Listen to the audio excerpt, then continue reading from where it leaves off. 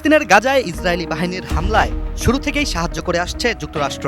ইসরায়েলিদের রক্ষার নামে অস্ত্র থেকে শুরু করে অর্থ সব সহায়তাই দিয়েছে মার্কিন প্রশাসন। তবে এবার যুক্তরাষ্ট্রের দুইটি প্রযুক্তি কোম্পানির নামও জড়িত হয়েছে ইসরায়েলকে সাহায্য করার নামে।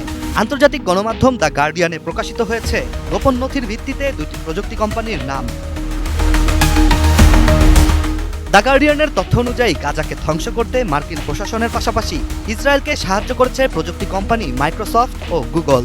বর্তমান যুগে ক্লাউড কম্পিউটিং ও এআই বা কৃত্রিম বুদ্ধিমত্তার প্রয়োজনীয়তা বিশ্বজুড়ে কতটা গুরুত্বপূর্ণ সে বিষয়ে সবাই অবগত।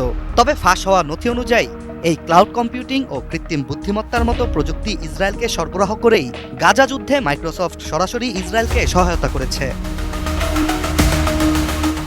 নথিগুলো থেকে আরও জানা যায় 2023 সালে গাজা উপত্যকায় আগ্রাসন শুরুর পর থেকে কিভাবে ইসরায়েলের সাথে মাইক্রোসফটের সম্পর্ক গভীর হতে থাকে।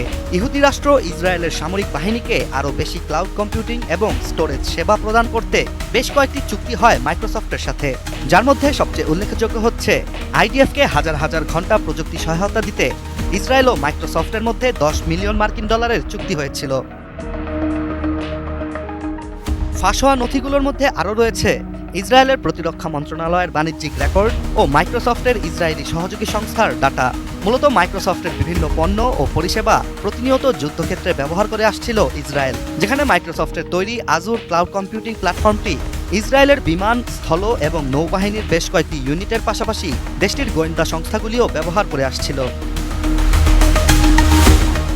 মাইক্রোসফট ছাড়াও ইসরায়েলের সাথে যোগসাজশ করেছে গুগলও, যেখানে এ নিয়ে আলোচনা শুরু হয় যখন 2024 সালে গুগল 50 জন কর্মীকে চাকরি থেকে বরখাস্ত করে। ছাঁটাইকৃত কর্মীদের দাবি ছিল নিম্বাস চুক্তির মাধ্যমে সরবরাহ করা প্রযুক্তি ইসরায়েলি সামরিক বাহিনী ফিলিস্তিনিদের ক্ষতি করার জন্যই ব্যবহার করবে।